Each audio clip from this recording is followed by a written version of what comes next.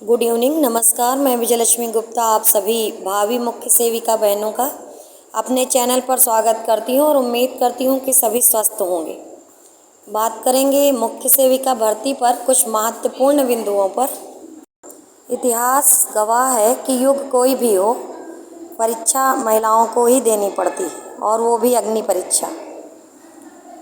प्रत्येक काल में महिलाओं को अग्नि परीक्षाओं से गुजरना पड़ता है।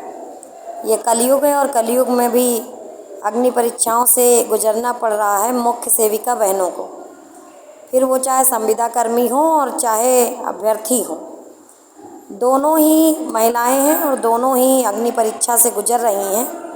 महिलाएं ही महिलाओं के लिए मार्ग में रोड़ें अटकाती हैं, ऐसा इतिहास में भी रहा है। और आपको पता होगा कि माता सीता को भी अग्नि परीक्षा देनी पड़ी थी और उसका भी कारण एक महिला ही थी, यानी कैकेयी के द्वारा राम से वनवास मांग लिया गया था और इसी के चलते इतनी बड़ी रामायण लिख गई और माता सीता को अग्नि परीक्षा देनी पड़ी। तो सेम कंडीशन इस युग में भी है और इतिहास अपने आप को दोहराता है। बहनें हमारी परेशान हैं कि भर्ती का क्या होगा, तो इन्हीं सब बिंदुओं पर चर्चा करेंगे। वीडियो में अंत तक बने रहें। पूरी उम्मीद है कि वीडियो सुनने के बाद थोड़ा सा आप अच्छा फील करेंगे और जो भी भर्ती को लेकर के नकारात्मक बातें फैलाई जा रही हैं उन पर मैं बिंदुवार अपने विचार प्रस्तुत करूंगी और विचार ही नहीं, तर्कसंगत विचार प्रस्तुत करूंगी। तो वीडियो में बने रहें।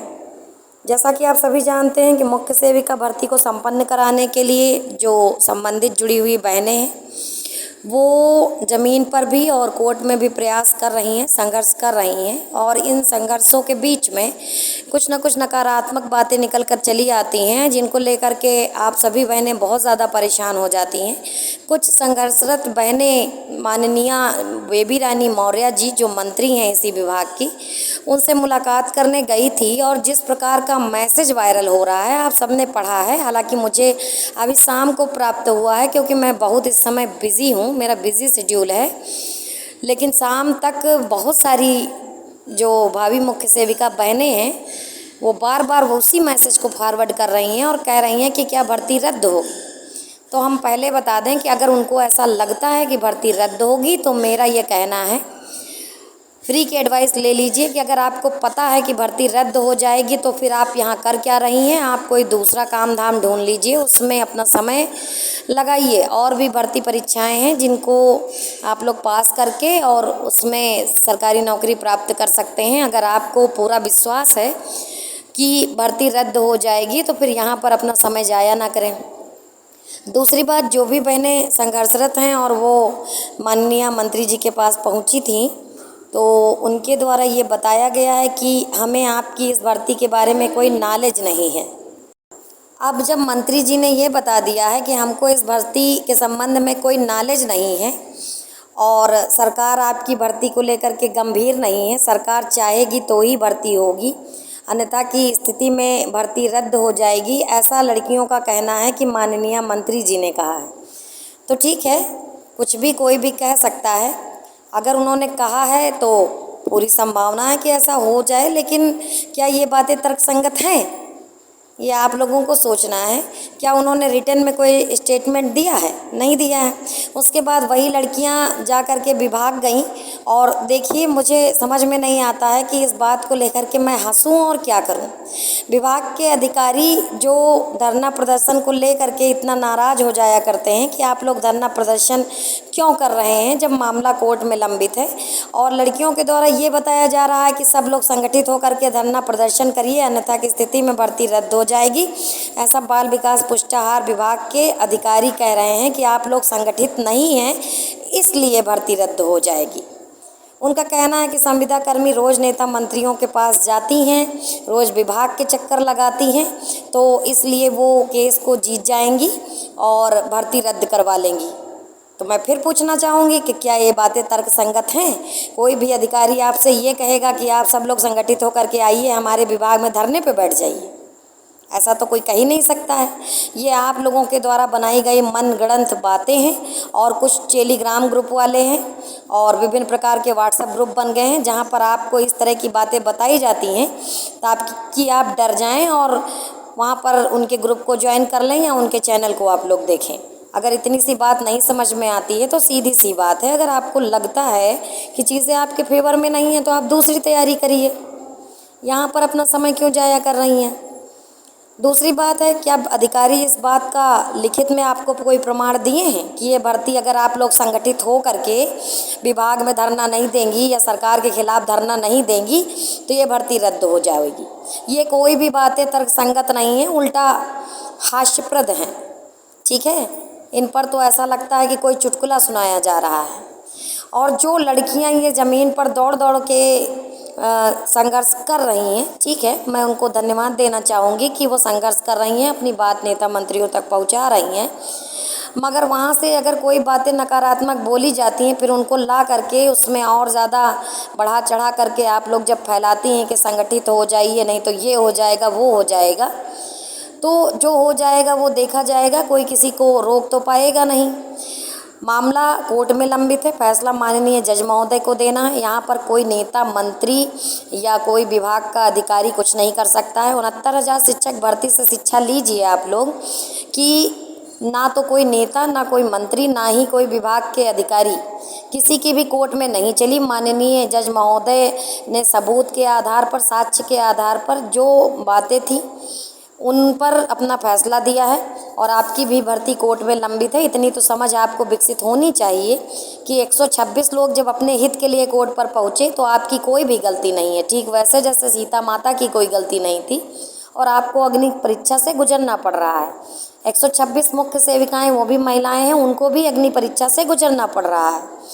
उनकी जो भर्ती हुई थी उस पर सतर्कता अधिष्ठान की जांच बैठी हुई है। सब लोगों ने भ्रष्टाचार नहीं किया होगा, 2 ही 3 लोगों ने किया होगा, लेकिन सज़ा सभी 126 मुख्य सेविकाओं को जो संविदा कर्मी हैं उनको भुगतनी पड़ रही है। ठीक है, ठीक वैसे ही आपके 2693 पद हैं और संविदा कर्मियों ने अपने पदों के लिए 126 पदों के लिए इस भर्ती के नोटिफिकेशन को चैलेंज किया है, रद्द कराना चाह रही हैं।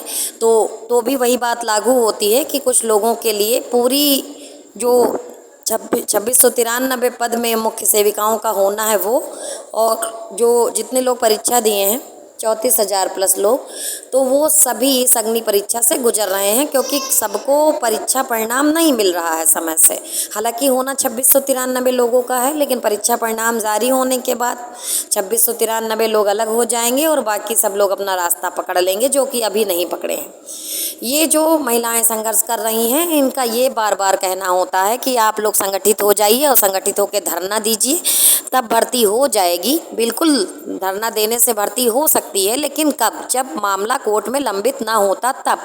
थोड़ा सा बुद्धि विवेक लगाइए। मैं किसी के संघर्ष की आलोचना नहीं कर रही हूँ, मैं सबके संघर्ष के लिए आभारी हूँ, लेकिन सही दिशा में सही समय पर प्रयास किया जाता है तो ही सफल होता है। आपके इस तरह से परेशान होने से चीज़ें नहीं होंगी।